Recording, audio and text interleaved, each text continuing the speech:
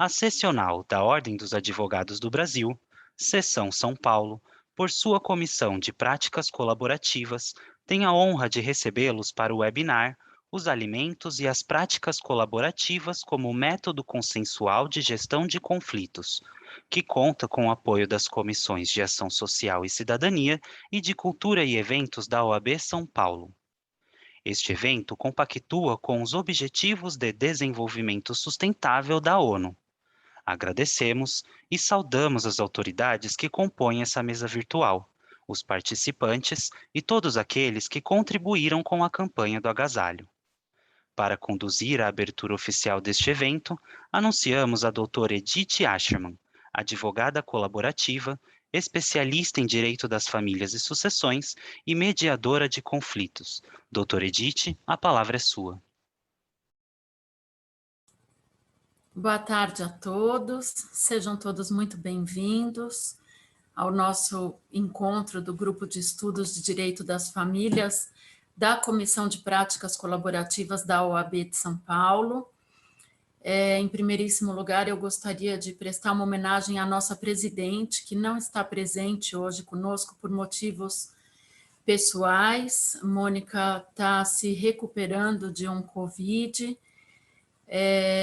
Prestar uma homenagem a ela que nos incentiva a praticar e a disseminar as práticas colaborativas, com estudos, com palestras, sempre apoia, sempre incentiva todos nós a estarmos aqui. A ausência dela hoje é sentida, mas é extremamente compreendida. Então, eu deixo aqui, em nome de todos presentes, um abraço muito afetuoso na Mônica e eu desejo que ela se restabeleça completa e rapidamente. Então, para iniciar o nosso evento, eu dou as boas-vindas aos nossos convidados palestrantes, Adolfo Braga Neto e Célia Zaparoli. Dou também as boas-vindas a querida Fabiana Domingues Cardoso, que está aqui conosco hoje como moderadora do evento. Eu vou apenas introduzir esses três queridíssimos convidados nossos e desde já agradeço muitíssimo a presença de vocês três aqui conosco. Eu vou apresentar, então, os nossos convidados e rapidamente passarei a palavra para a querida Fabiana, que vai moderar o diálogo entre o Adolfo e a Célia. Então, vamos lá. O Adolfo Braga Neto é advogado, graduado pela Universidade de São Paulo, mestre pela PUC de São Paulo, mediador, professor, instrutor do Conselho Nacional de Justiça, árbitro, presidente do Conselho de Administração do Instituto de Mediação e Arbitragem do Brasil, o IMAB, diretor de Relações Internacionais do CONIMA, diretor do ISCT, Institute for the Study of Conflict Transformation. Célia Zaparoli, advogada, mestre e doutoranda em psicologia clínica na linha de pesquisa de racionalidade decisória na mediação e metodologias de mediação, com formação em mediação em instituições nacionais e internacionais, como Columbia University e pesquisadora de mediação na Cornell University. Participa do Brasil-Japan Litigation and Society na Faculdade de Direito da USP.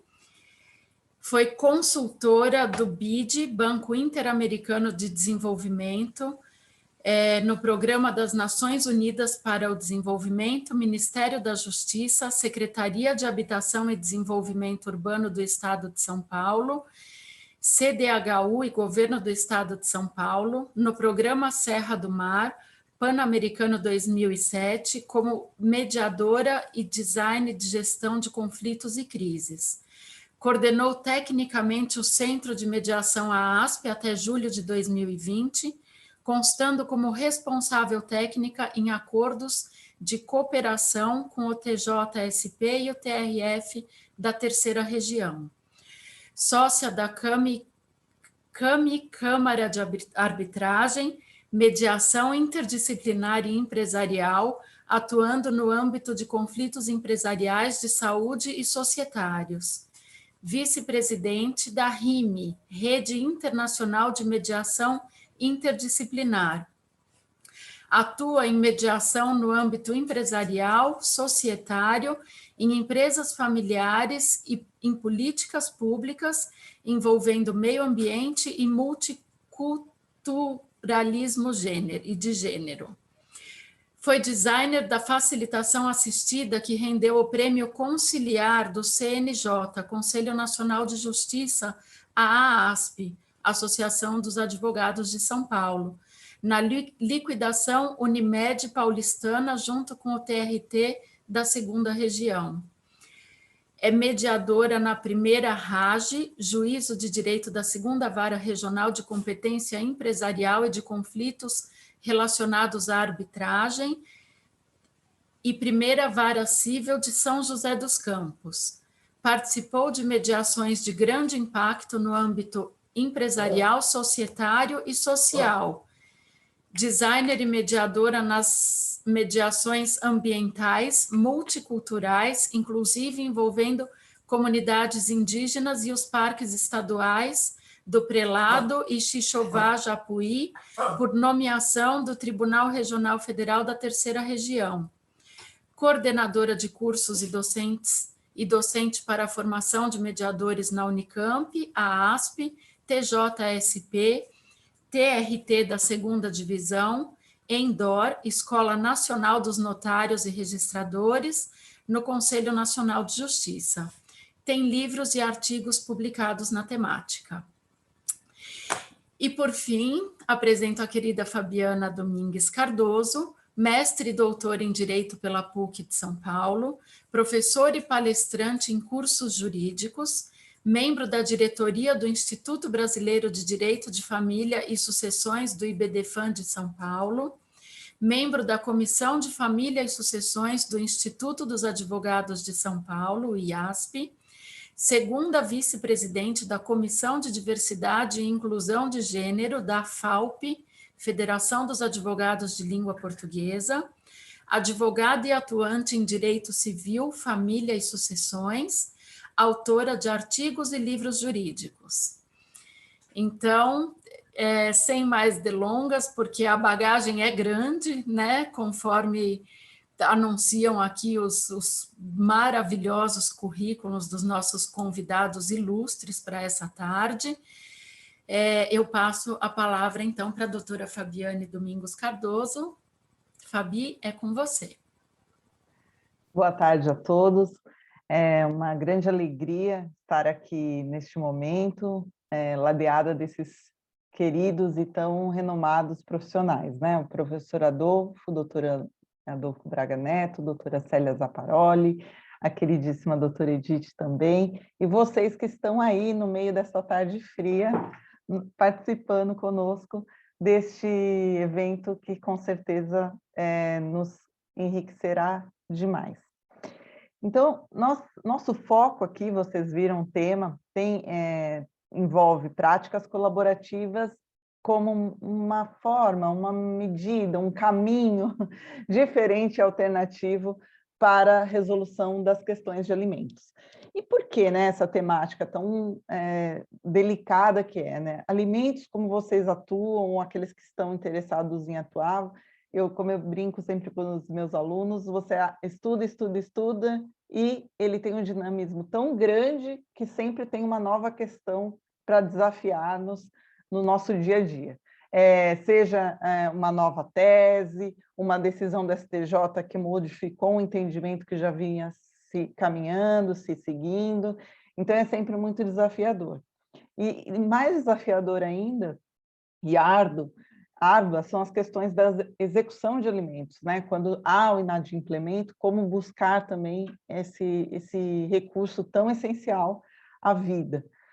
Também, por outro lado, não se torna nada fácil a fixação dos alimentos e a revisão dos alimentos até se chegar à exoneração também.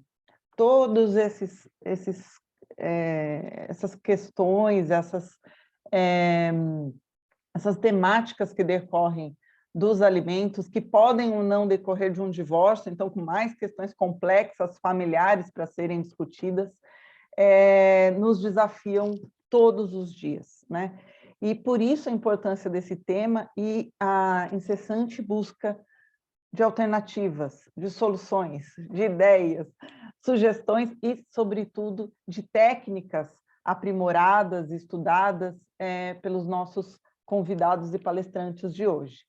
Então, eu gostaria já de começar perguntando, mas já digo a todos que é um bate-papo gostoso, é para ficar leve e é para nós aprendermos nesse ambiente que é tão promissor e ao futuro também, né, que são as práticas colaborativas, né? Antes de mais nada, eu convido aqueles que não conhecem, não se capacitaram, a ir até o site do IBPC, que é o Instituto Brasileiro de Práticas Colaborativas, que teve até como cofundador o Dr. Adolfo. Eu fiz a última capacitação, fiquei maravilhada,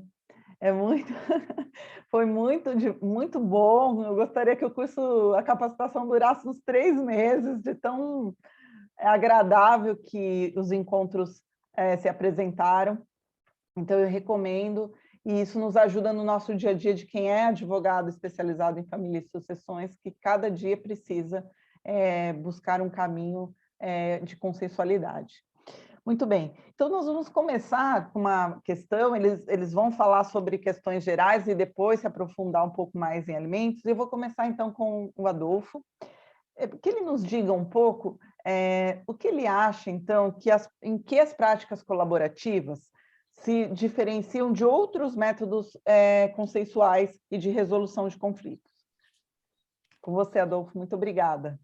Eu que agradeço, Fabiana, uma alegria enorme estar aqui com vocês, compartilhar a mesa com a amiga Célia, que conheço há longa data, compartilhar com a Edith, tive o prazer de receber o convite pela Edith, uma entusiasta da mediação também, e fico muito contente de ser entusiasta das práticas colaborativas, e agradecer você estar conosco. Eu não tive a honra de ter contato mais próximo contigo, Fabiano, mas fiquei contente do seu entusiasmo e do quanto é oportuno esse tipo de conversa, sobretudo na casa do advogado, né?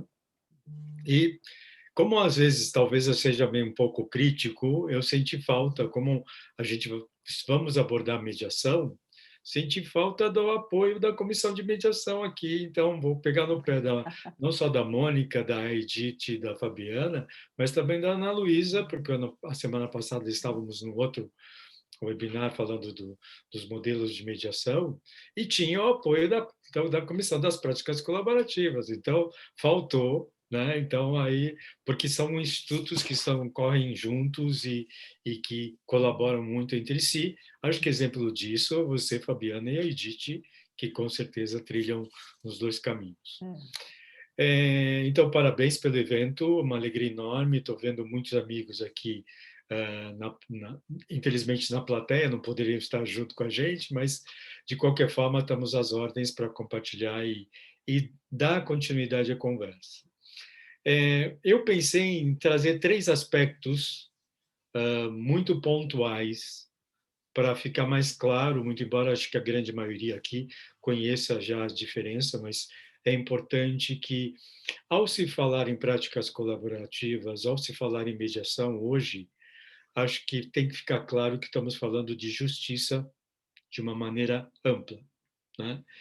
Então, foi-se o tempo, sobretudo hoje na Casa do Advogado, foi-se o tempo de pensar o monopólio do Estado com o Poder Judiciário. Isso já não existe mais, né? Justiça eu faço com prática colaborativa, justiça eu faço com mediação, justiça eu faço com conciliação, justiça eu faço com arbitragem, e acho que nós, como operadores do direito, né, e não operadores do processo, que é a nossa formatação inicial, temos o dever já de ter claro para os nossos clientes qual é o caminho que ele quer percorrer, né? E o caminho que muitas vezes a maioria lê num primeiro momento, e aí se confunde um pouquinho a perspectiva de e aí talvez depois a gente possa conversar sobre isso, porque é um objeto de estudo meu hoje, porque diante de alguma dificuldade no relacionamento ou a ruptura do relacionamento, muitas vezes as pessoas buscam justiça e fazem uma confusão com vingança, e aí se tumultua tudo, e, enfim, acho que é nosso papel muito bem está claro, e acho que hoje o advogado da atualidade, além de ter como o dever de conhecer, e por isso que fiquei muito contente em saber que você fez a última capacitação, Fabiana, porque é fundamental hoje que o advogado conheça, para que tenha o alcance do que interessa efetivamente ao seu cliente. Porque muitas vezes pode ser uma conversa, pode ser a exigência de não ir para o judiciário, enfim, vários mecanismos e várias formas que, graças a Deus, hoje nós temos, e cada vez mais aqui no Brasil isso tem sido sedimentado, né? Para falar um pouquinho sobre a distinção entre mediação e práticas colaborativas, um ponto importante para nós do direito, que muitas vezes olhamos a legislação como um parâmetro fundamental, ao se pensar nesses institutos, mediação, eu conheci a Célia num momento onde mediação era confundida com N situações e não existia previsão legal, né? A evolução da mediação construiu um instrumento jurídico, que é uma lei de 2015, que é a 13.140, né? Que todos conhecem, que talvez a Célia venha a discorrer. E aí peguei justamente aspectos, porque a lei de mediação ela é muito ampla, podemos dizer assim, e ela traz parâmetros claros e ela aponta os princípios norteadores da mediação, né? E aí, olhando os princípios, nós vamos ver que eles se confundem também com os princípios das próprias práticas colaborativas. Mas o processo em si é diferente. A forma que vai ser vista, então, como a mediação, as práticas colaborativas trabalham com a isonomia entre os participantes, né? Com a oralidade, com a informalidade, e aí, claro, cada um com um viés próprio, né? Com a busca do consenso, no sentido de o consenso com relação ao processo, que não significa necessariamente ter uma mesma visão ou concordar com os mesmos parâmetros em função de realidades distintas, porque depois a gente vai entrar na perspectiva muito específica do tema que nos traz hoje. Trabalham com a confidencialidade. Aliás, é a confidencialidade que muitos processos de mediação ocorrem justamente porque sobretudo para as empresas não querem estarem expostas a informações públicas de componentes que são muito internos, inclusive de segredos de negócios que elas possuem. Da mesma forma, há uma realidade de família é totalmente interna, no qual ninguém deve ter conhecimento, porque faz parte de uma perspectiva muito pessoal, né? Sem dizer a necessidade de boa-fé. Sem a boa-fé, quer dizer, a perspectiva de efetivamente utilizar o instrumento não para procrastinar alguma obrigação, mas sim com uma perspectiva de compreensão e de entendimento sobre as dificuldades que envolve a relação que existe entre aquelas pessoas. Trabalha também com a decisão informada. Aliás, esse é um mecanismo, no contexto das práticas colaborativas, fundamental, que é onde se estrutura de uma maneira talvez até mais ampla a interdisciplinaridade no contexto das práticas, né? Então, ambas trabalham com o princípio da autonomia da vontade. Isso significa o quê? Que só vai existir o processo se elas quiserem. Só vai existir a possibilidade de construção de um resultado se assim elas determinarem. Então, tudo isso são parâmetros que fazem, muitas vezes, as pessoas considerarem que sejam institutos muito próximos. Realmente são, mas com características totalmente diferentes, porque ambos, além desses componentes principiológicos, podemos dizer, trabalham com vieses de uma postura que envolve um enquadramento legal distinto, que é o enquadramento contratual. Uma com um viés e a outra com outro viés totalmente distinto. Então, é importantíssimo mencionar que, como eu falei, a perspectiva de princípios muito próximos, com características para cada uma delas, porém com parâmetros que envolvem obrigações e compromissos distintos. Então, por exemplo, no contexto da mediação, e aliás, a nossa legislação marca muito claramente, a mediação, por força da sua flexibilidade, ela pode transitar no contexto judicial, pode transitar no contexto extrajudicial, o que for, ou vice-versa. Uma pode passar para outra, isso tem total liberdade e cada uma delas tem sua característica própria. Isto já não é possível no contexto das práticas colaborativas. E aí a importância de marcar, porque quando fazemos opção das práticas colaborativas a partir dos profissionais, nós nos comprometemos num termo que nós chamamos de termo de participação, onde a alternativa de escape, que seria de uma autoridade que vai decidir, não existe. Então, é um compromisso que propõe a perspectiva dialógica e negocial permanentemente. Por que não existe? Porque se caso for uma opção posterior do cliente, a equipe, que tem o dever da interdisciplinaridade, não existe mais para aquelas pessoas naquele caso concreto. Então, estamos falando de o quê? De um instrumento que nada mais do que de um contrato, desculpa, às vezes o entusiasmo até me falha as palavras, de um contrato no qual eu não tenho outra possibilidade a não ser a perspectiva da continuidade do diálogo à exaustão, a possibilidade de negociar parâmetros muito claros e com uma ajuda, que nesse aspecto é um elemento interessante, porque eu deixei por último te falar da interdisciplinaridade ou da transdisciplinaridade de propósito, porque esse é o pressuposto das práticas colaborativas, porque tem um viés no qual o olhar a respeito do conflito limita, muitas vezes, o saber das próprias pessoas. Então, o conhecimento técnico de um profissional, seja um profissional da saúde mental, seja um profissional da área financeira, pode ajudar na perspectiva da decisão informada para que haja a possibilidade de um conhecimento. O que, no viés da mediação, isso é o pressuposto, né? Muito embora possa ser trabalhado em outras perspectivas, dependendo do modelo que é seguido pela equipe de mediação.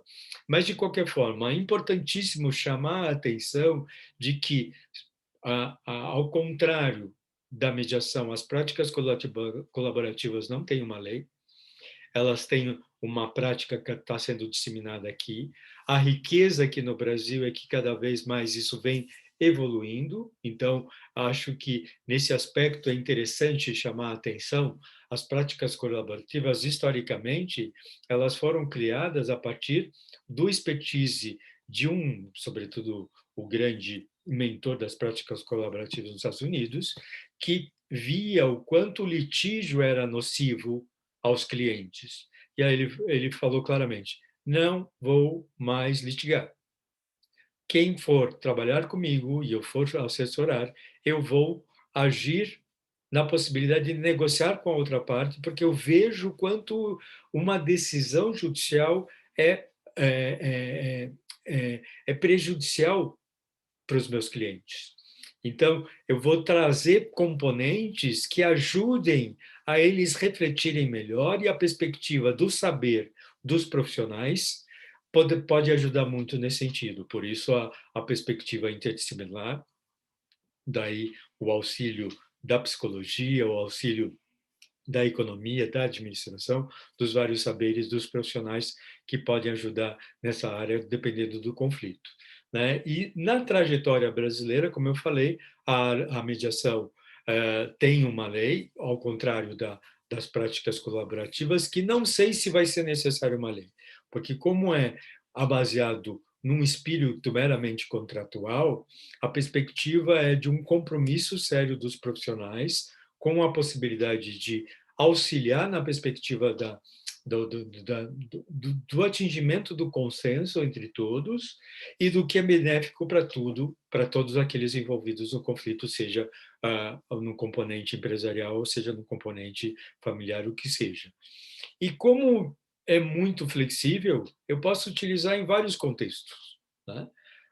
Hoje, a maioria das experiências, sobretudo aqui no Brasil e também no exterior, é no contexto da família, mas já temos grandes experiências e experiências bastante ricas no contexto de empresas e empresas familiares também. Então, acho que com isso concluo a minha fala, colocando à disposição aqui para a gente conversar sobre outros temas que, para mim, é uma alegria enorme estar aqui e colaborar com vocês, com a Fabiana e com a Edith, e, claro, com a Célia. Obrigado.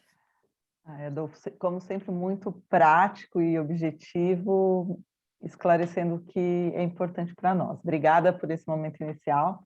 Eu já passo de pronto para a querida Célia também. Célia, queria que você também, com essa temática, falasse um pouquinho, se você quiser incluir a sua experiência, fique bem à vontade, né?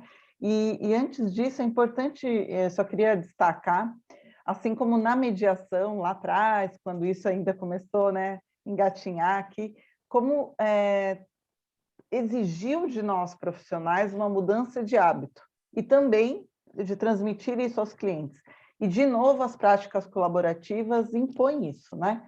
Porque é tão estranho, soa estranho para os advogados não poder mais litigar para o seu cliente, que você passou meses auxiliando, e se vocês não chegarem, então, esse grupo, essa equipe não chegar a um trabalho, você não pode mais seguir, soa para o cliente, soa para o advogado, e é realmente um se despir de roupas velhas, né? Para que, então, possamos olhar para o novo, que é o que precisamos, especialmente em família, né? Cada dia mais os conflitos estão mais... eu às vezes falo, assim, aqui no escritório, falo, parece que... O que está acontecendo? Será que as pessoas estão mais litigiosas? Parece que os conflitos são mais prejudiciais do que antes, mais nocivos à saúde mental, à saúde das pessoas. Parece... Não sei se eu tenho essa impressão, às vezes eu troco isso com os colegas que também têm essa impressão, parece que as pessoas estão... É chato falar isso, mas vou falar que tomaram essa liberdade aqui com toda a cautela, quem não está nos ouvindo, mas assim, parece que as pessoas estão mais desequilibradas no momento do litígio e tomando mais medidas mais agressivas mesmo, né?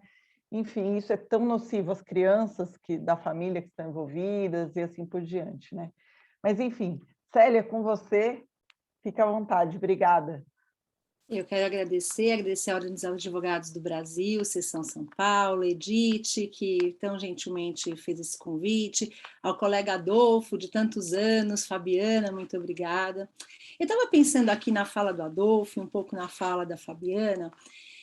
Eu pesquiso racionalidade decisória e fui para a psicologia clínica fazer o meu mestrado, porque eu achei que muitas das respostas que eu precisava, o direito não trazia, outras áreas não traziam, né? E uma coisa que me é muito clara é que jurisdição gera luto, né? Jurisdição gera perda ambígua, gera ganho ambíguo, né? Quando a gente fala de luto, é uma perda. Quando a gente fala de ganho ou perda ambígua, é algo, o ganho é algo que não está vindo, né? Você está esperando, esperando, esperando e não acontece, né? E a perda é algo que você está esperando, esperando e também não acontece. Isso pode complicar, né? Ter os aspectos de saúde. E aí tua escuta diminui, né? Quando você fala que ultimamente as pessoas estão muito acirradas, estão muito litigantes, talvez seja por isso, porque hoje, né, nós somos um dos países que mais litiga, né? E talvez o esperar por algo que talvez nunca venha, passar a vida no judiciário, né, não gera todo esse impacto no âmbito psicológico, né? Então, o que fazer sobre isso? Eu acho que a prática colaborativa ela é encantadora nessa medida, como também a mediação numa outra perspectiva. Então, o que eu penso, né? Nós, muitas vezes, temos questões que envolvem alimentos, questões muito objetivas, questões que envolvem o convívio familiar, mas que, no fundo, são aprisionamentos ao passado. Você não consegue ver o presente, o futuro, porque você está aprisionado num passado da tua relação conjugal ou da infinitude de uma relação conjugal numa perda ambígua. Ela não acontece, né? E aí tu escuta, fecha e nada caminha. E pensar que a jurisdição causa tudo isso é um desconforto, né? Porque a gente aprende na faculdade de Direito que nós viemos aqui para harmonizar as relações sociais, né? E, no fundo, a gente está destruindo as relações sociais, muitas vezes, com o jeito que a gente atua. Então, quando eu penso tanto na mediação quanto nas práticas colaborativas, na perspectiva filosófica, e não efetivamente do procedimento, né? Eu penso como instrumentos que devem ser adequados à dada circunstância concreta adequada, né? E também pensar que você tem uma forma de agir que seja estratégica e ética, né? Então, com isso, você consegue resguardar e resgatar muitas coisas que só a caixinha do direito não consegue, né? Isso vale, como a Adolfo bem disse, para a questão familiar, mas também eu estou fazendo mediações que envolvem multicultura, meio ambiente, os interesses indígenas, de quilombolas, e isso bate lá também, né? O quanto você, conseguindo trazer atores públicos, muitas vezes, que só veem a perspectiva técnica, quando você entreabre uma possibilidade diferente, né, de entendimento, de pacificação, você consegue transformar as relações e criar relações institucionais também mais sólidas e mais confiáveis. Então, eu acho que, se a gente pensar nessa interlocução do que as práticas colaborativas e a mediação podem conversar, a mediação pode ser um instrumento que fala, olha, pessoal, existe a possibilidade de um diálogo ético, colaborativo, que pode ir pelo procedimento. E aí, talvez eu, por ser neófita, né, nas práticas colaborativas, eu diria, por que não a prática colaborativa ou as práticas colaborativas serem enxergadas também em multidores? Por que serem totalmente enxergadas extrajudicialmente? Será que não tem um processo tão cabeludo que, num dado momento, as pessoas possam ter uma saída sistêmica, uma saída no multidores lá do Sander, e pensar que você pode ter, tem essa caixinha também que eu posso, num dado momento, fazer um contrato para isso, né? Saindo um pouco, né? Não precisa ser judicial, mas saindo um pouco para o extrajudicial a partir dessa portinha e tentar uma saída digna, né? Então, o que eu vejo, a mediação ela é diferente, né? Você tem um terceiro que vai fazendo interlocução, né? E fazendo com que você chegue a algum lugar. Agora, se você pensar que a mediação pode ser construída em interdisciplina, né, vindo com saberes da psicologia, da economia, da engenharia, de outros saberes, ela talvez tenha uma perspectiva que seja muito co-irmã das práticas colaborativas. Então, isso é uma coisa importante a gente pensar, né? Não são a mesma coisa, mas são muito próximas se você pensar numa mediação interdisciplinar, né? E como também um instrumento para a saída digna. Bom, se a gente pensa, eu coordeno o projeto Íntegra há 20 anos. É um projeto que trabalha mediação em contextos de violência. Então, seja violência que venha da violência doméstica, sejam violências, né? Porque tem muitos meios de violência que venham da família. E eu quero dizer para vocês que eu estou chegando à conclusão que o que vem da violência doméstica pode parecer estranho, é uma violência muito mais precisa e delineada, né? E o que vem da violência, o que vem das violências na família é muito mais sofisticado. E quando as pessoas têm recursos para litigar, aí a perversão fica completa, né? Eu acho que essa é uma questão. Os casos que me vêm da 4ª Vara da Família, da doutora Silvana, da doutora Eneida, lá de Santana, são casos muito mais intrincados e sofisticados no jeito, né, de se expressar essa litigância que é uma violência, né? Se a gente parar para pensar, né, ela é violenta. É uma violência que é autorizada pelo pacto social, ela é, mas ela causa estragos, causa luto, e a gente fica com aquela coisa pueril de achar, não, os casos que vêm são casos de luto, são casos de perda ambígua, de ganho ambíguo. Não, vamos pensar a jurisdição ao contrário, causando tudo isso. Então, são um pouco esses aspectos que eu trago para reflexão, o quanto esses instrumentos podem também ser vistos para além de filosofia, para procedimentos, e procedimentos que podem, no caso das práticas colaborativas, até pode parecer uma transgressão que eu estou dizendo, talvez por que não pensar numa multidose que encaminhe para lá? Né? É possível, né? Porque o caso já está tudo bem, aí vamos pensar, mas o caso já está tão entornado, já falaram tantas coisas, por que não pode ser um portal dimensional para a pacificação e para o futuro? A gente pode tentar converter, com todo o suporte interdisciplinar que pode ajudar nessa conversão, se pensado como um meio adequado, na perspectiva até do professor Kazuo Watanabe, de tantos outros meios. É claro que se for antes, se tiver um pacto anterior, um contrato anterior, é muito melhor, e é melhor que se siga nesse caminho. Acho que é isso para começar a nossa conversa aqui. Obrigada, Célia, super esclarecedor também, e trazendo toda essa riqueza que tem a nossa temática, né? Parece, né? É Paraty, casamento. Não, nós estamos falando de tantas coisas importantes aqui, né? Bom, e voltando então aqui o bate-bola aqui para o Adolfo.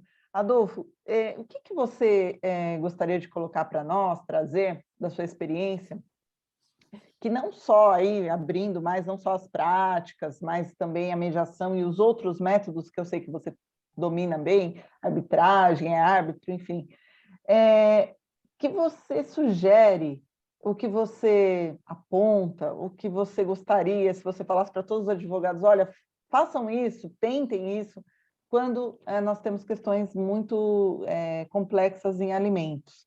Então, por exemplo, nós temos aqui uma temática mais recente, debatida pelo juiz Calmon, esqueci o primeiro nome dele, me perdoem agora, mas ele é do Espírito Santo, e ele é professor também, veio falando das tabelas com valores fixos para fixação, né? O judiciário utilizaria, por exemplo, uma tabela pré-aprovada para fixação de alimentos para as famílias, para aqueles que buscam alimentos, né?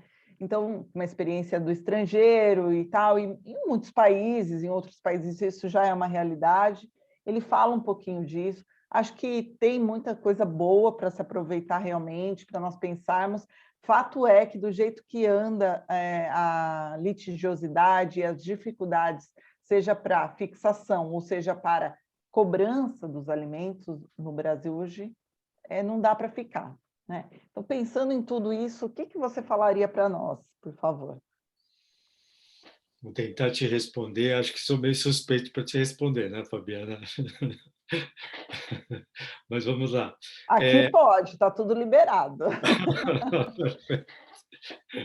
Vamos lá. Só um comentário, a Evelyn, que está conosco, informou que é juiz Rafael Calmon. É isso mesmo. Obrigada, Evelyn. O Rafael Calmon, que é excelente na exposição dele. Ele fala outros aspectos também dos alimentos, de um fundo de criação, coisas muito bacanas que ele traz para a nossa reflexão. Obrigada. Obrigado, Evelyn. Obrigado, Fabiana. Bom, vamos lá. Penso que sou meio suspeito, porque acho que um dos componentes que me entusiasma e que acho que motiva e entusiasma muitos profissionais, não só da área do direito, mas das outras áreas, porque com a mediação, o pressuposto da interdisciplinaridade e com as práticas colaborativas também, né, é que a proposta do trabalho tem a ver com um dizer não à terceirização do conflito. Né? O que significa isso? As pessoas retomarem o controle, e aí quando falamos de família, o controle da própria vida e da própria família. Né?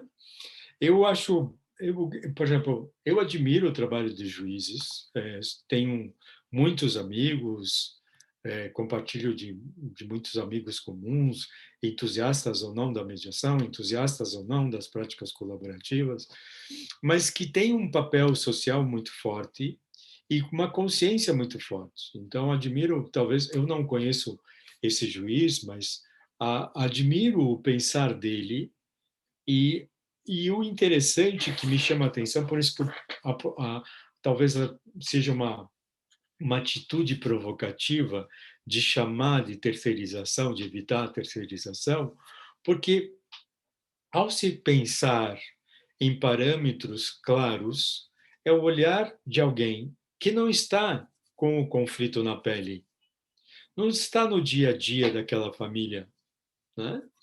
Então, essa devolução do poder para quem tem o poder, e aí a riqueza de pensar os métodos de resolução de conflito ou de transformação de conflito como a co-construção conjunta, e aí as pessoas utilizam a partir da vontade efetivamente delas. Então, por mais que eu pense num contexto muito amplo, sensibilizado com a realidade daqueles usuários do processo que leva a uma decisão minha e que eu vou tentar aprimorar a partir da realidade deles, a colocar eventualmente tabelas ou pensar junto com um cálculo matemático, um cálculo eventualmente físico até, enfim, várias perspectivas. Mas o que acontece são as pessoas levadas àquilo e elas têm que se amoldar, e aí automaticamente o conflito sendo da família, o próprio conflito e a família têm que se amoldar àqueles parâmetros. E quando falamos de seres humanos, nós estamos falando até de inconsistência e de transformação permanente e de incoerência até, né? É interessante, eu estava num grupo de estudo segunda-feira, um dia muito corrido para mim, mas diante desse convite a gente desarma os outros compromissos, e estava num grupo de estudo justamente abordando algumas questões eminentemente de família, e interessante que a riqueza de pensar ou a prática colaborativa ou a própria mediação é que o processo em si vai se amoldar às características dos envolvidos. E ao proporcionar, então, por exemplo, é muito interessante quando a gente fala em vários contextos, proporcionar a voz, mas não somos nós a proporcionar a voz, as pessoas têm voz. O que nós vamos criar é uma oportunidade para que elas expressem a voz delas a partir de parâmetros do que ela que seja sensível a ela e que venha parâmetros muito claros do convívio que vai ser em função de responsabilidade que cabe a elas, né? Então, falei na terceirização justamente com um viés provocativo, e não é assintoso, é pelo contrário, uma realidade que ainda é presente, né? Mas que a proposta da prática colaborativa, e, claro, também chamo também a proposta da própria mediação, é a possibilidade das próprias pessoas construírem em conjunto com os profissionais o processo, e a decisão é uma decisão que seja comprometida. Então, por exemplo, a Célia colocou, é muito interessante, porque quando você proporciona esse ambiente e um ambiente de acolhimento, esse acolhimento faz com que as pessoas tragam efetivamente o que as motiva, o que as impulsiona a se relacionar e a se comprometer e se responsabilizar. Com isto, elas começam a quê? Olhar futuro. Então, por exemplo, pontualmente para a tua pergunta, é fundamental que o operador do direito, porque infelizmente não temos isso na graduação, nós ainda somos formatados por processo, e está na hora de ser formatado para o direito, para ser operador do direito, porque o direito é uma riqueza e o direito não se restringe ao direito positivo, tá? Estamos falando de direito natural, direito que se adequa à mudança das realidades. Então, nesse sentido, penso que nós, do mundo do direito, devemos estar conectados efetivamente ao que o nosso cliente eventualmente busque. Porque não é simplesmente com um instrumento formal, a partir de uma realidade que não é formal e que foi construída pela informalidade. E isto não é contrário à lei, porque a lei vai se adequar aos parâmetros daquela realidade. Essa é a riqueza que nós temos, né? É nesse sentido que o operador de direito precisa estar conectado e ter clareza que a formatação que está ainda sendo desenvolvida fica muito limitado ao o que o Estado determina, o que o juiz fala, o que o juiz eventualmente vai pensar. E nas práticas colaborativas, para mim, um viés muito importante é a perspectiva de eu não ter esse escape. Nós, operadores do direito, adoramos alternativas de escape. E não tem no contexto das práticas colaborativas. Ou eu negocio, ou eu negocio, ou eu negocio. Não tem alternativa, senão não existe mais, né? Então, está a riqueza de se esforçar para construir um caminho que possa visualizar o futuro, porque as relações, eventualmente, podem não continuar. E aí, um ponto importante é, por mais que eu queira, eventualmente, que respeito o meu sócio, eu respeito a sociedade, e, de repente, eu não quero mais continuar naquela sociedade. Tá? Agora, eu posso fazer a separação a menos traumática possível para mim e para ele.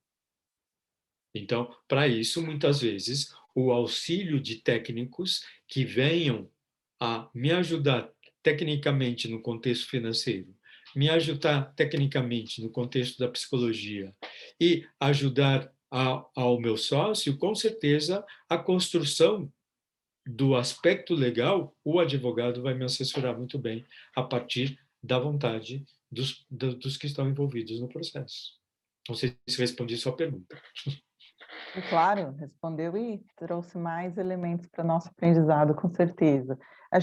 Despertou uma questão focada aqui, a sua fala, me lembrou algumas discussões que eu já tive em processos, em oportunidade, não num exercício de prática colaborativa, mas de reuniões de tentativa de conciliação, né, que já estavam em litígio, onde vem a seguinte questão, né? Aqui é tanta discussão para se fixar alimentos quando se fala de fixação, numa proporção que atinja ou a realidade familiar, ou que se mantenha o padrão social, ou que as decisões estão decidindo nesse contexto, e assim vai. E aí vem a grande questão, né?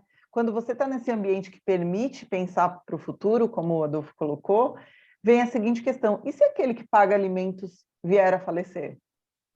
Vocês estão discutindo tanto, nós aqui brigando, e agora? Ele vai morrer amanhã. O que fazemos? E aí abre o debate para, bom, então será que é o caso de nós termos mais equilíbrio nisso, para que todo mundo também se sustente com mais equilíbrio? E se ele vier a faltar, ele já programou um seguro de vida, porque, na verdade, o que ele quer de verdade é o sustento básico, pelo menos, dessa família, desses filhos, e não que ele só veja o mal como a ex-esposa acha que é. Enfim, esse contexto todo de práticas ou de mediação, esse ambiente alternativo ao litígio, sempre traz essas questões à flor da discussão, né? De você pensar com mais sinceridade e expor as preocupações reais, e também aos operadores trazer essas questões legais que podem acontecer, como a morte do alimentante, né? E eu acho que torna muito mais valioso e traz a justiça tão almejada, né? Em que pese a terceirização ser o nosso padrão, né? Eu falo, o nosso estándar brasileiro é a terceirização, né? e isso tem que mudar e vem mudando, mas isso traz uma responsabilidade grande também, né, para quem está ali, as partes estão no momento fragilizadas, aí a Célia pode falar um pouco mais dessa questão psicológica, clínica também, né? E aí, como lidar também com isso? Os profissionais de direito, diante desse desejo de, sem dúvida, trazer questões alternativas, isso já não se discute mais, que são mais saudáveis, melhores e traz mais próxima à justiça almejada. Como lidar com essas problemáticas, Célia? O que você acha que dá para a gente pensar, refletir sobre essas questões que permeiam e impedem um passo maior, às vezes até para o próprio profissional e também das partes? Por favor. Eu quero começar, Fabiana, pelo profissional, né? O que significa tabelar? Vamos pensar juntos? Tabelar, eu estou lidando com a angústia do outro, eu estou lidando com a minha angústia de não conseguir instrumentalizar ou resolver a questão concreta. Né? Por que a gente quer tanto fazer um acordo quando a gente está, né, no começo das mediações da nossa vida, que a gente pensa tanto mediação, acordo, quando mediação não é acordo? Né? Por que a gente tem tanto essa necessidade? Por quê? Acordo é norma concreta. Tabela é um jeito de normatizar concretamente. E aí o que vai acontecer? Eu me livro disso, né? Eu solto a batata quente. E de outra forma, as pessoas ficam presas em algo que quem faz essa tabela é um terceiro. Então, essa co-construção, ela é emancipatória também. Porque se eu tenho uma questão de alimentos, muitas das que eu lido, elas são sintomas de algo lá atrás. Alimentos, ou a pessoa não paga mesmo porque não pode, ou ela não paga porque ela está magoada com alguma coisa, né? E tem uma coisa por trás. O que está acontecendo por trás? Se eu consigo trabalhar esse todo, né? E consigo fazer com que essas pessoas entendam, se reconheçam. Eu acho que o Guilherme Almeida fala uma coisa muito legal quando ele fala mediação como instrumento de reconhecimento da pessoa. Né? Ele traz outros autores para falar disso, mas né, quando eu reconheço o outro, reconheço a necessidade, a dor, e o outro reconhece a minha, não precisa de tabela. Eu acho que essa é uma grande questão. A tabela é uma angústia de quem vai aplicar, não é uma angústia de quem vai ter isso aplicado. Então, acho que isso é a primeira coisa. Né? Agora, eu vejo muitas vezes, a gente teve na década, o Adolfo até acompanhou isso à distância, mas a gente tinha, eu estava na Pró-Mulher, né? Pró-Mulher, Família e Cidadania era uma ONG feminista que implementou mediação na década de 90. E nós tínhamos uma parceria com a PGE, Procuradoria-Geral do Estado, foi o primeiro projeto de mediação em política pública mesmo, assim, né, com verba, com pagamento, etc. E a gente trabalhava num pontinho, num pedacinho, além da PAJ, Procuradoria de Assistência Judiciária, no COGE, que era o Centro de Orientação Jurídica à Mulher. Lá, o que acontecia? Você tinha casos de paternidade, investigação de paternidade. E aí chegou-se à conclusão que não adiantava reconhecer a paternidade. Se você não criasse a vinculação, que eram pais que não tinham vínculo, eram mães que, né, você pode falar, tem investigação de maternidade? Tem também, né? Eram mães que não tinham vínculo com aquelas crianças. E pais que não tinham vínculo. Então, só fixar a paternidade resolve? Não, como você vai criar, né, essa vinculação? E da vinculação nasce automaticamente a responsabilidade. Porque se você parar para pensar nas execuções de alimentos, pede prisão. Muito possivelmente, se a pessoa tiver dinheiro, ela vai pagar. Se não tiver, vai lá, né, curtir os seus dias recluso, e na hora que sair, né, mudou. Então, a gente precisa entender o que está pegando, né? Aprisionar o que aprisiona, no bom sentido, né? Não no sentido de enjaular, né? De não transformar. E transformar as relações. Então, o que eu acho interessante, né? Voltando um pouco nessa tabela, é a necessidade de quem, para quem, de que forma? De cima para baixo, né? E aí tem outras questões, né? Como você aplicar norma, não norma, você tem a doutrina estrangeira que vem, faz cálculo matemático e, né? Eu acho que a interdisciplina é relevantíssima porque você dá concretude para o que aquelas pessoas têm como necessidade, mas não o contrário. Né? Eu acho que quando você pensa na interdisciplina, por exemplo, da economia, na mediação ou na prática colaborativa, da psicologia, de outras áreas, você vai dar significado para aquilo que elas trazem como necessidade. e não o contrário. Senão a gente vai ser robozinho, nem precisa de mediador, né? A gente tem um programinha aqui, né? Inteligência artificial, encaixa, saiu, acabou. Agora, ainda tem uma outra questão. Eu pesquiso racionalidade decisória e o que a gente chega à conclusão é que o ser humano não tem nada de racional, muito pelo contrário, né? E o que eu vou fazer com isso? Porque ainda há pessoas que praticam atos em acrasia, atos contra o seu próprio melhor juízo. E como eu vou lidar com isso?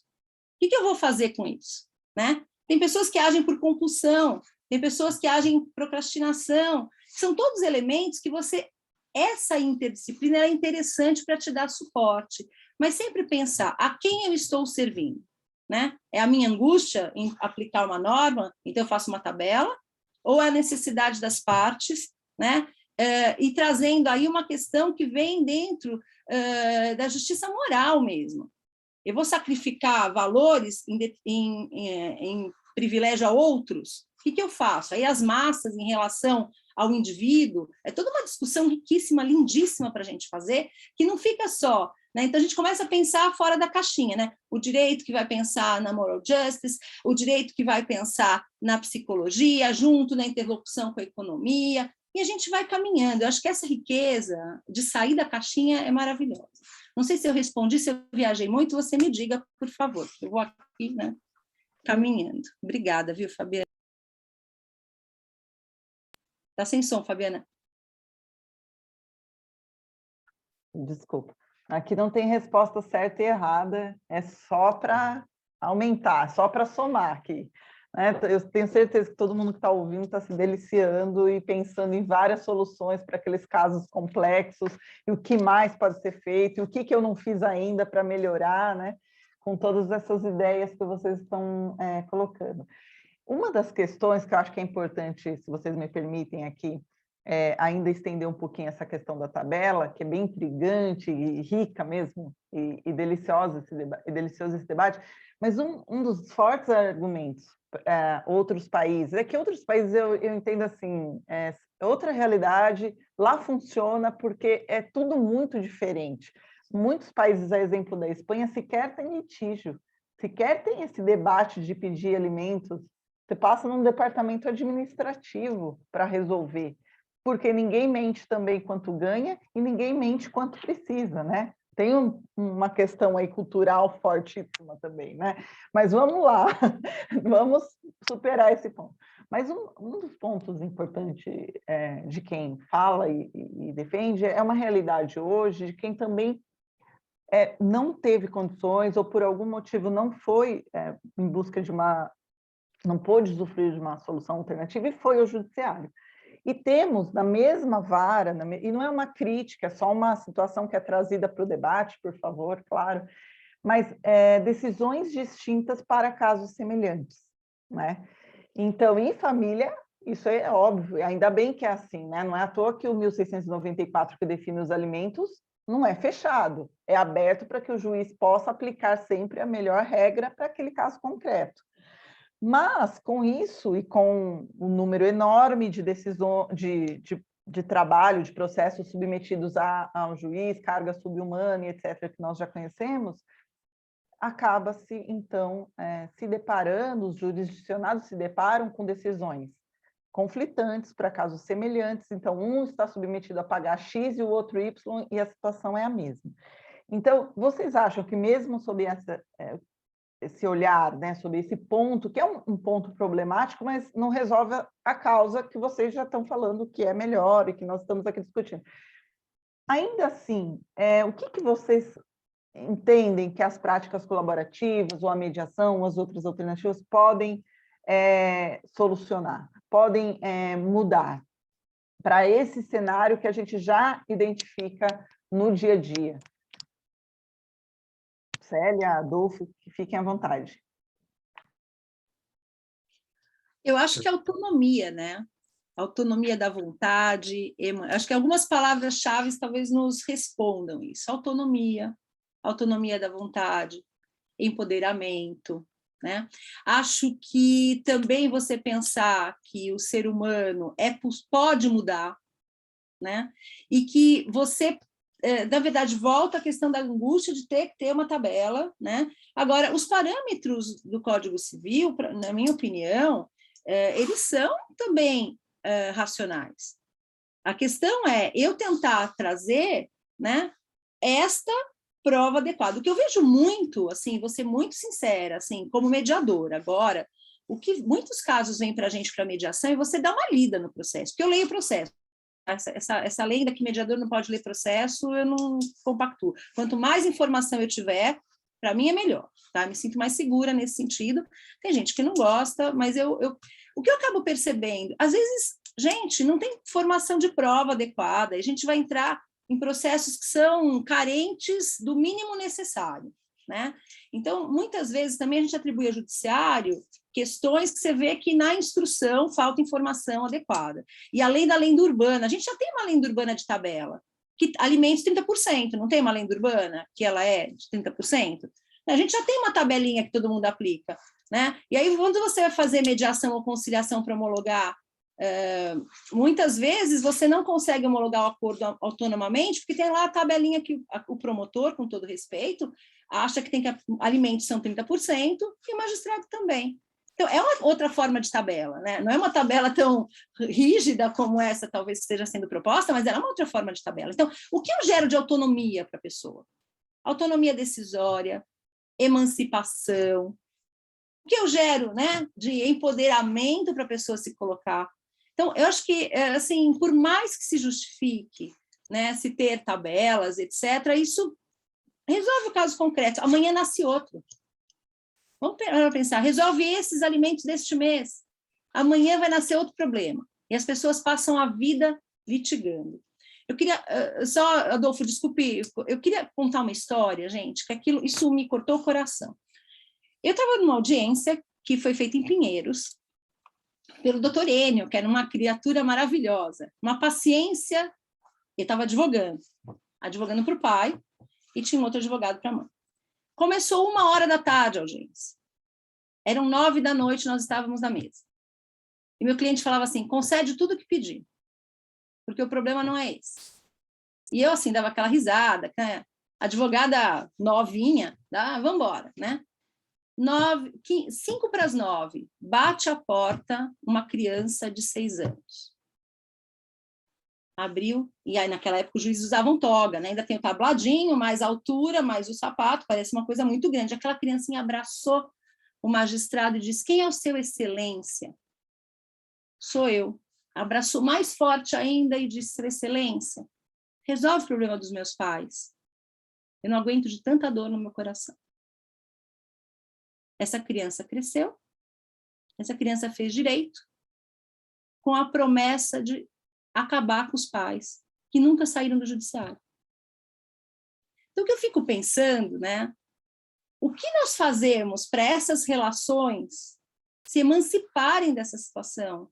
Porque a gente tem essas crianças que acabam assumindo discursos de pai, de mãe, não vou nem falar da alienação parental, eu penso que ela é contextual também, uma hora a gente conversa sobre isso, mas, né, o que nós estamos fazendo? Alimentos é ponta de um iceberg, de uma coisa que, se você não trabalhar, resolve hoje, amanhã tem outro, né? Esse problema nasce outro, né? Acho que essas são questões. Então, eu falei, eu acho que nós já temos uma tabela, se a gente parar para pensar, desses 30%, e que não funcionam. Pode aplicar 30%, não funciona, né? Desconto em folha dos tais 30%, aquela regrinha que já é fixa, se você não seguir, você não consegue homologar acordo também, que é uma outra questão. Adolfo, se quiser falar alguma coisa, fica à vontade. Respondendo à pergunta da Fabiana, acho que é importante chamar a atenção, talvez, Célia, tudo isso não é vamos dizer assim, uma crítica ao Poder Judiciário. Por favor, não entendam dessa forma. É que hoje o que a gente vê é que a estrutura formal e a estrutura a partir de simplesmente julgar as pessoas com relação à lei já não atende, né? Então, aí tem um componente fundamental, e aí eu acho que nesse aspecto, tanto a mediação, mas como estamos falando na prática colaborativa, ajuda muito claramente, e aí a perspectiva de que eu comentei de trazer uma equipe interdisciplinar para pensar juntos sobre os vários componentes que envolvem a complexidade do conflito familiar, e aí vai tocar um aspecto fundamental e que, por mais que seja um juiz com um olhar mais social, por exemplo, nós temos um convívio com o Poder Judiciário a partir de juízes bem abertos e que promovem a mediação como uma possibilidade ampla, no qual não é cobrado a uma postura de resultado.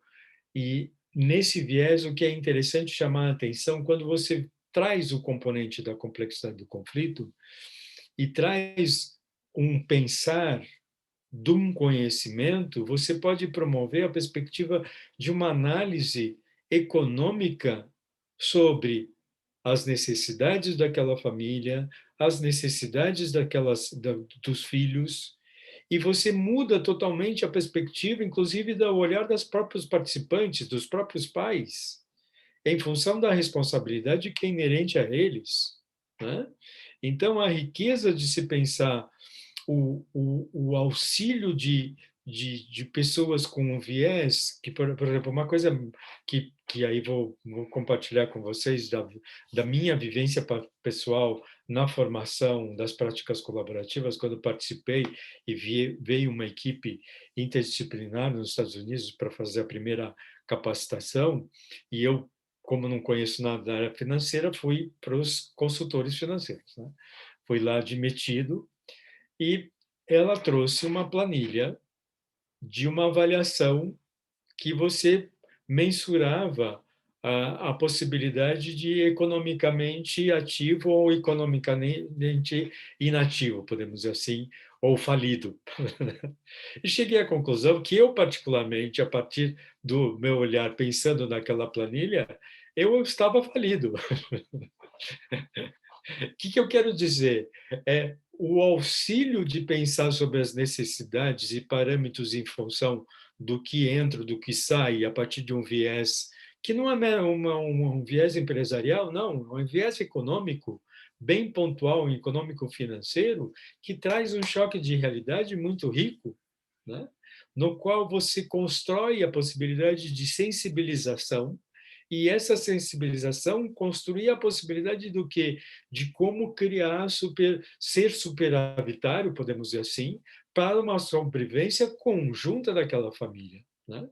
E aí o componente, por exemplo, ao pensar na perspectiva de disputa de valores de pensão alimentícia, e aí está a riqueza de se pensar hoje os métodos adequados, e a prática colaborativa é um deles, que trazem a perspectiva de, por exemplo, a figura que eu aprendi em Portugal é muito interessante. Se você, por exemplo, isso acho que é fundamental e é uma realidade hoje brasileira, né?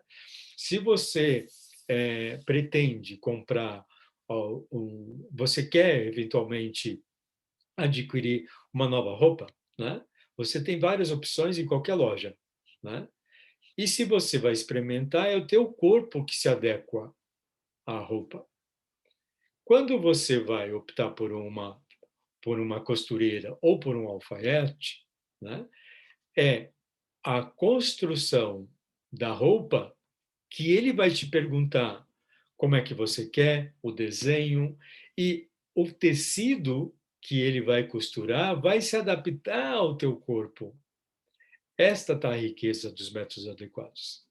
Este no nosso modo de entender, o nosso papel como operador do direito.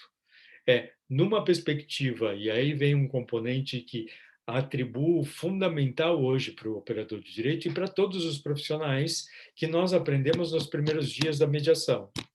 A construção da nossa escuta ativa. Ativa o quê?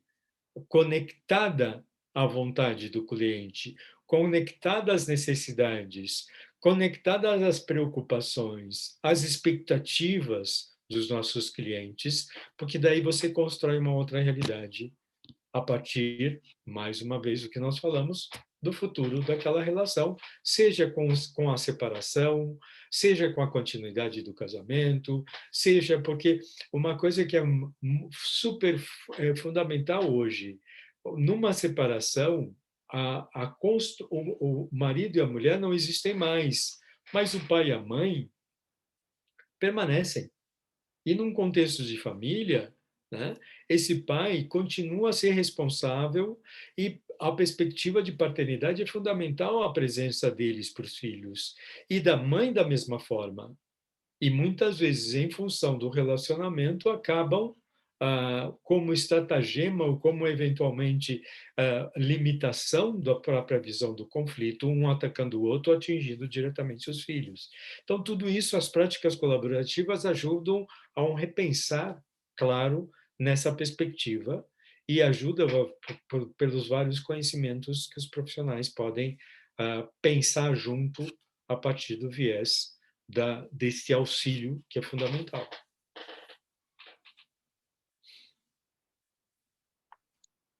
Olha, muito interessante. Acho que como auxilia, né? Nós vamos percebendo, conforme vocês vão falando, como seja as práticas, seja a mediação, elas auxiliam, são técnicas que auxiliam na resolução do conflito como um todo. Como nós sabemos, nada é tão só alimentos, ou só o divórcio, ou só o rompimento, né? Como a Célia bem expôs sobre isso, né? E vocês, para quem ainda não tem uma experiência mais próxima, vocês poderiam exemplificar, dentro da prática colaborativa ou mesmo da mediação, questões mais pontuais que vocês aconselham, que vocês orientam a serem resolvidas dentro da temática alimentos ou divórcio, com todas as questões decorrentes? Por exemplo, essa situação que eu comentei, né? E se o alimentante vier a falecer? Muitas vezes nós já chegamos a algumas soluções também. Olha, vamos destinar mais patrimônio do que a ameação permite para essa pessoa, esse par, né, do casal, para que ele não dependa de alimentos desse que está aqui, neste papel agora de alimentante, que tem esse poder aquisitivo para isso, para que ambos possam livremente seguir seus caminhos, que também é uma situação delicada a ser trabalhada quando há esse rompimento familiar, né? Então, lógico que nós temos o profissional na prática colaborativa, que é o do financeiro, que nos ajuda nessas questões, que no final, quando conseguimos filtrar as emoções, a questão é um pouco mais objetiva, né? É documental, é financeira, é de cálculo, mas o que vocês, então, trariam aí como exemplo para quem está nos assistindo, ainda não teve essa experiência, está querendo implementar, está querendo sugerir para o cliente algo diferente? Fiquem à vontade, Adolfo, Célia. Ladies first. Obrigada. Bom, acho que a primeira coisa que a gente tem que deixar bem claro é que, assim, não é uma oposição ao judiciário, nós temos que entender que só existem os meios, né, adequados, porque você tem também uma estrutura estatal que é funcional, senão a gente está no mundo da barbárie, então a gente tem que esses freios e contrapesos também estão na jurisdição em sentido amplo, acho que isso é uma coisa importante de se pensar. Você trouxe agora uma pergunta que me chamou a seguinte atenção, sabe uma coisa muito que a gente faz? Acordo provisório de alimentos. Vamos pensar em mediação. As pessoas ainda não estão preparadas para tomar uma decisão final, né? E a gente ainda está construindo essa percepção de vínculos, essa percepção de transição desse luto, que é uma separação.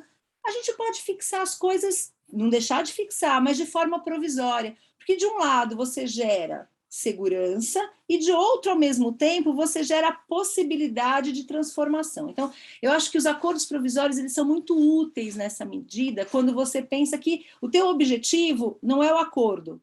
O teu objetivo é a transformação das relações, a transformação dos sujeitos, né?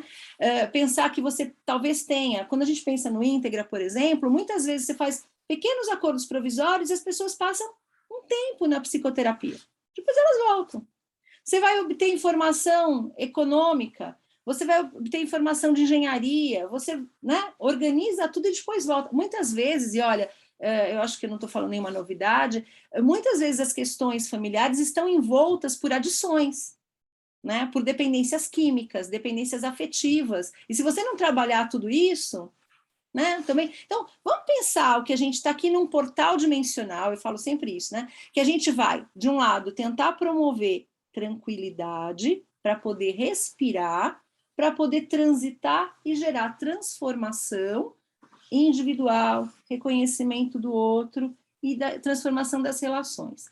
É assim simples? É fácil? É tão poético? Não. Você tem altos e baixos, porque nós somos assim, né? Nós somos formados de altos e baixos, vem para frente, depois arrefece, acontece alguma coisa, a vida prática é incrivelmente criativa, né? Mais do que qualquer ficção, a vida prática é muito mais criativa. Então, o que a gente pode fazer? Né? Tentar lidar e gerando confiança, transformação, confiança, transformação. Então, o acordo provisório é uma coisa que eu tenho usado bastante. E monitoramento. Monitoramento no sentido não de você ser fiscal, se está cumprindo ou não, né? Estamos aqui, né? Vamos ver, precisa adaptar? Não está funcionando? Vamos juntos ver o que não está funcionando. Acho que é um pouco até na perspectiva bem das práticas colaborativas, né? Nós temos um compromisso de fazer dar certo, mas aí na mediação, né? O que a gente pode fazer para ir adaptando? Né? E acho que, além de tudo isso, além do monitoramento, além dos acordos provisórios, pensar que nós deveríamos ter em mente que a gestão do conflito familiar deveria ser integral. Porque me assusta um pouco você ter uma situação, vamos pensar na mediação propriamente dita, discutida na vara 1, a convivência na vara 2. Não é nem para dizer que as decisões são contraditórias, podem ser contraditórias, ninguém tem o contexto, a gestão do todo.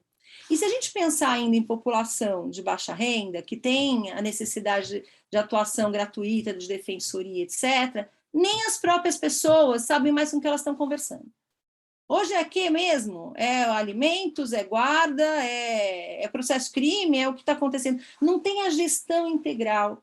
E aí se perde muita coisa, né? Então, eu acho que se a gente puder pensar, estruturar uma gestão integral desses conflitos, eu acho que, nessa medida, a nossa mediação conversa muito com as práticas colaborativas, porque se a gente pensar numa gestão integral do conflito, no compromisso de tentar fazer com que aquele acordo que foi pactuado, mesmo provisoriamente, dê certo, com as adaptações necessárias, a gente vai caminhando. Né? Então, eu acho que essas são algumas coisas que a gente tem feito. Pensar em interdisciplina, eu acho que é fundamental, mas também pensar que você não precisa estar estático. Porque aí, pegando um pouco carona no exemplo do Adolfo, né, o terninho que veste bem é o melhor, né, que você faz com um costureiro que tem o cuidado de ver o botão do jeito que você quer, o tamanho, a medida, mas a gente também tem que pensar que hoje eu estou usando o tamanho 42, amanhã eu posso usar 40 ou posso usar 46. E o que a gente vai fazer a respeito? Ter essa mobilidade, né? Eu acho que isso é uma coisa importante. Acho que é isso, não sei se... Excelente, a gente vai debater. Com certeza, não, com certeza. Excelente, Célia. Obrigada pela contribuição. Adolfo? Eu acho que a Célia já respondeu, né? Casos temos vários, mas o que eu diria o que me chama a atenção em todos eles é o que eu comentei aqui anteriormente, né? Você traz uma perspectiva com um olhar da psicologia, com um olhar do financeiro, uma possibilidade de ver uma realidade que até então não era muito clara e que era embaçada a partir do componente, e aí é um componente fundamental que a gente trabalha em qualquer processo dialógico, é o componente emocional. Né? Diante de uma perspectiva que me deixa angustiado, preocupado ou expectante, o elemento emocional acirra a perspectiva e a percepção do sentimento, né? Então, qual é proposta, a partir do momento que, e aí é um elemento que acho que ajuda a situarem a respeito da prática colaborativa e da mediação, em termos de metodologia, que na prática colaborativa eu não tenho claro qual vai ser a dinâmica, porque vai a partir das necessidades dos clientes diretamente, onde cada um vai trazer componentes e nós vamos estar oferecendo à equipe numa perspectiva de compreensão para que haja uma evolução e a perspectiva da racionalidade clara, né? Então, tudo isso contribui para uma, além de ser uma perspectiva da realidade, é uma perspectiva que possa promover a racionalidade e um conceito claro do caminho a ser seguido. Então, por exemplo, o que chama a atenção dos casos que eu vivenciei foi o quanto isso ajudou na construção da percepção da família como um todo, que não se desfaz. O casamento se desfez, mas a família vai continuar. Qual vai ser a forma? Aí é o desafio, que é o convite a eles pensar conjuntamente, e aí usar e abusar da perspectiva e do olhar dos profissionais para que tragam a possibilidade dessa racionalidade e a decisão, como eu sempre falo, a decisão devidamente informada embasa e cristaliza a perspectiva de futuro para eles. Então, com certeza, é um componente que promove uma outra dinâmica. E que não significa que não vá ter conflitos dali para frente, não é isto. A perspectiva das práticas colaborativas, como da própria mediação, não é evitar o conflito. Pelo contrário, é ajudá-los numa perspectiva de eles tomarem para si a responsabilidade do próprio conflito. Então, o aprendizado é um componente natural que pode não acontecer futuramente, mas, na maioria, isso tem acontecido. Então, aí um outro componente que acho que é importantíssimo a gente sempre marcar, e isso a gente trabalha fortemente nos dois métodos, né? Nunca a porta se fecha do método, seja prática colaborativa, seja mediação. E como a Célia falou, nós podemos estar propondo a possibilidade de um monitoramento sem a fiscalização, que não é o objetivo, mas um acompanhamento, se desejarem. E aí a importância da porta aberta e, fatalmente, uma coisa que acho que nós, do mundo do direito, sabemos. Uma vez que prestamos o serviço eficiente, né, as pessoas tomam isso como referência e voltam se caso alguma coisa for modificada. E isso é muito comum, né? E hoje em dia, sobretudo no momento que nós vivenciamos, e isso é uma outra riqueza que é importante a gente marcar, com a pandemia, muitas coisas se modificaram da noite para o dia, né?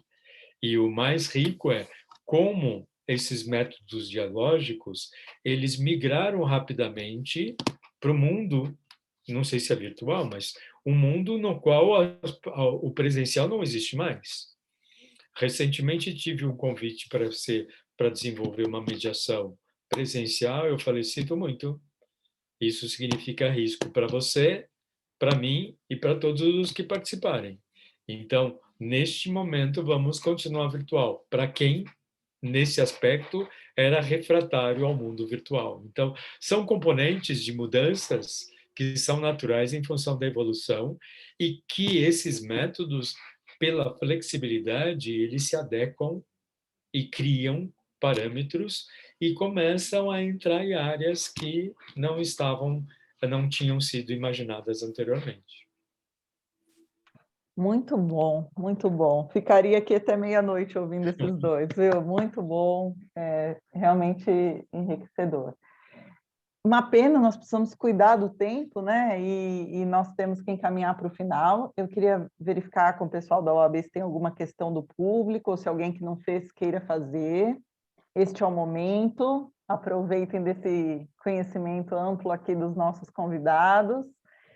E também deixar agora as palavras finais para que um espacinho para a Célia, um espacinho aqui para o Adolfo, para finalizar.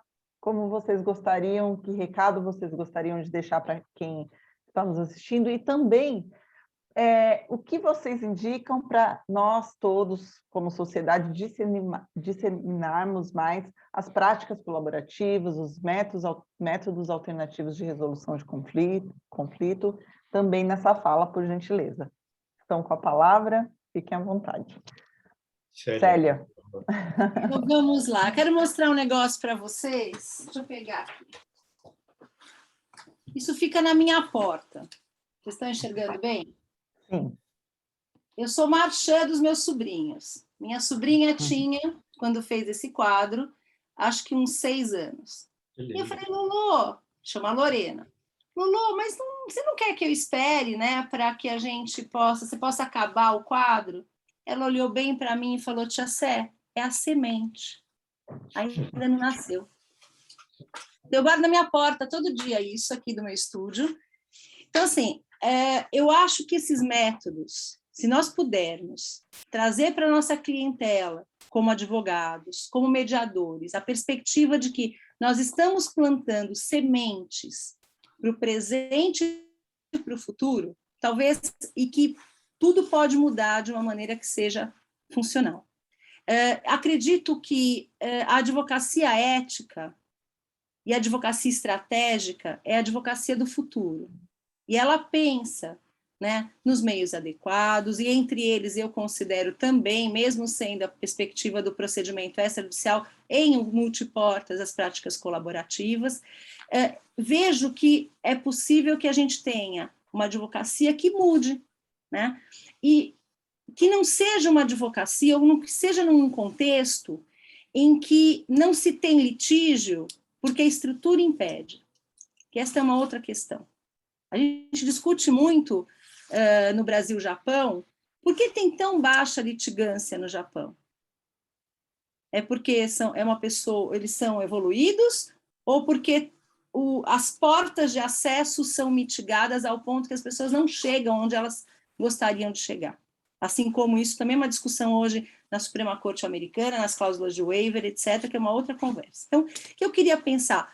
Se nós tivermos que trazer uma advocacia do futuro, é pensar que nós temos que construir uma advocacia estratégica, ética, e transmitir para quem é o público-alvo do nosso trabalho, né, que a gente está construindo, plantando pequenas sementes para a transformação de realidades com vistas ao presente e o futuro, saindo daquele passado que é aprisionador.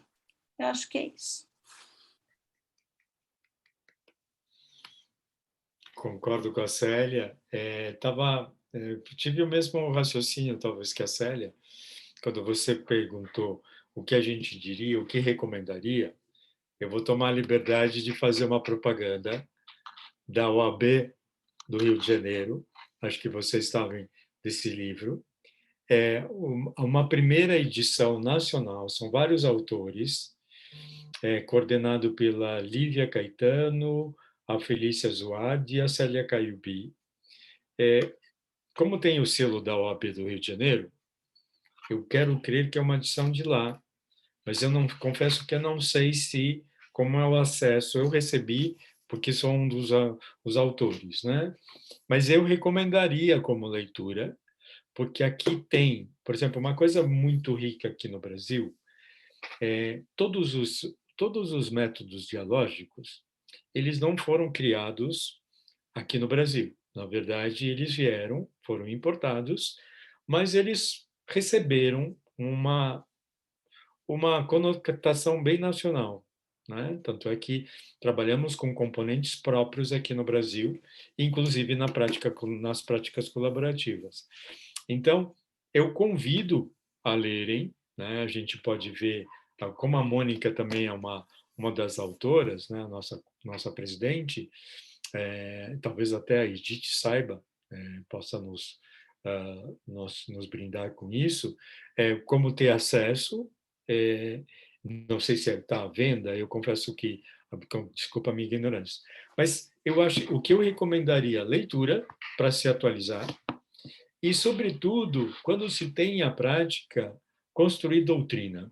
Acho que estamos vivenciando um momento doutrinário brasileiro, porque a construção de uma perspectiva de construção da convivência da teoria com a prática, da teoria com a prática, porque tudo isso é embasado na evolução da prática.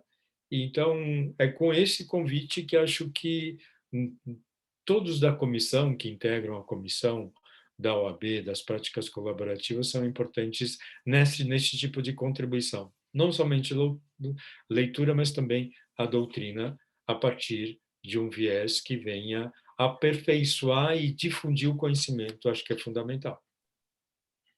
Excelente. Unimos a prática à doutrina, né? E uma doutrina vinda de pessoas experientes. A Júlia gentilmente já colocou o link aqui no nosso chat para como adquirir essa obra indicada pelo Adolfo. Obrigada, Júlia. Bom, infelizmente eu tenho que finalizar e me despedindo, e não é clichê, é verdade, que foi agradabilíssimo. Eu só quero agradecer por esse honroso convite à querida Edith, que graciosamente elabora os eventos, junto com a Mônica, com a Júlia, com o Arthur, que eles são de uma gentileza, de uma habilidade que nós precisamos destacar. Então, agradecer também por esse honroso papel aqui, só aprendi, foi muito bom. Agradecer demais ao Adolfo, à Célia, pelo tempo, pela exposição, pela generosidade em partilhar o conhecimento. E passo a palavra, então, à Edith, e agradeço mais uma vez. Obrigada, Fabi, muito obrigada. A Júlia tão querida, tão ligeira sempre, né? Eu estava aqui procurando o link da editora Catalivros e eu olhei, já estava lá o link. Então, obrigada, Júlia. O livro está à venda, sim. Ele estava à venda com desconto no começo, quando foi colocado à venda. Eu não sei se ainda estão concedendo descontos ou não, mas vale a pena comprar. Eu já comprei o meu, estou esperando. E a gente estudar é sempre um presente, né? Assim, a gente tem que estar sempre estudando e se atualizando. E nesse sentido eu estou assim deslumbrada com as falas do Adolfo e da Célia. Muitíssimo obrigada. A moderação da Fabi também. Nossa, que presente, assim, eu fiquei pensando várias vezes que a gente está iniciando o mês de agosto agora, que é o nosso mês, e não tem presente melhor para nós do que começar o nosso mês na nossa casa, recebendo pessoas tão ilustres e que lutam e são tão entusiastas desses métodos, né, que assim cada pessoa fala um jeito, métodos adequados, métodos. Eu não penso que existem métodos adequados, porque eu acho que cada conflito tem o seu caminho, né, dentro do seu sistema, então não existe método inadequado, né? Até o fórum que o Poder Judiciário, que foi mencionado tantas vezes aqui, o meu falecido pai, eu cresci com ele, ouvindo ele dizer que o fórum também é a casa do advogado, né? E eu sempre me senti muito em casa no fórum, então eu não acho que os conflitos que são direcionados para o Poder Judiciário é um método inadequado, jamais, né? Eu acho que cada um tem o seu, cada macaco no seu galho, digamos assim. Mas olha, eu já falando aqui coisas que eu nem deveria falar, porque não vim aqui para falar hoje, só vim mesmo para receber vocês e agradecer muitíssimo a presença. Adolfo, você é um lord inglês, assim, né? Que prazer e que generosidade você aceitar o nosso convite e vir hoje aqui abrir o nosso mês conosco na nossa casa. Nossa, eu fico até emocionada, assim, muitíssimo obrigada pela sua generosidade de estar aqui conosco. O mesmo para a Célia, tão querida, que eu tive a oportunidade já de conhecer uma vez, um presente que foi me dado pela querida Marilda, que não está aqui presente hoje conosco, porque está lá num evento do Foname, que quando ela falou até que estaria no Foname, eu falei, meu Deus, roubamos o Adolfo do evento do Foname. Foi a primeira coisa que me veio na cabeça, mas aí eu falei, olha só, né? Ele, entre estar lá, que é a casa dele também, veio estar aqui conosco, então muitíssimo obrigada.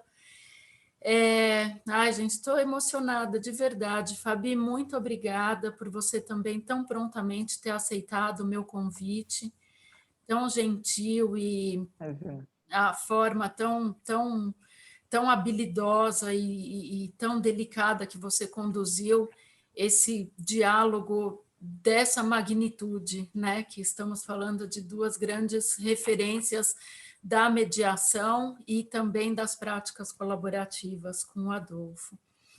Então, muitíssimo obrigada a todos, Júlia e Arthur, queridos, agradeço muitíssimo o apoio sempre de vocês. Sem vocês, esses eventos todos não seriam possíveis.